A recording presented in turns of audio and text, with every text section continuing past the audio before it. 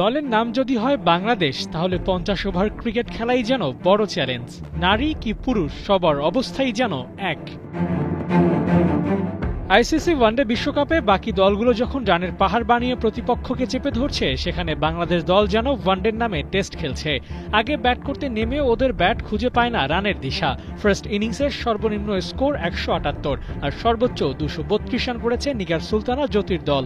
Target Chase করতে নেমে আরও বাজেভাবে ব্যর্থ হয়েছে বাঘিনীরা। নিউজিল্যান্ডের দেয়া টার্গেট তাড়া করতে গিয়ে 127 রানেই প্যাকেট। টুর্নামেন্টের দ্বিতীয় সর্বোচ্চ রানের হারও এটি। স্কোরবোর্ডে রান কত হলো সেটি যেন কোনো বিষয়ই না, 50 ওভার ব্যাটিং করতে পারাটাই লক্ষ্য। অস্ট্রেলিয়ার বিপক্ষে বেশিরভাগ ব্যাটারের স্ট্রাইক রেটই ছিল 40-এর নিচে, কেউ কেউ তো 22-28 স্ট্রাইক রেটেও খেলেছে। এমন ম্যাচও বাংলাদেশের আছে যেখানে একটা 50ও আসেনি কারো ব্যাট থেকে। ডাবল ফিগারে স্পর্শ করেছে এমন ব্যাটারের সংখ্যাও হাতে গোনা। স্ট্রাইক রোটেশন করতে না পারার রোগটা যেন বাংলাদেশ দলের উপর জেঁকে বসেছে।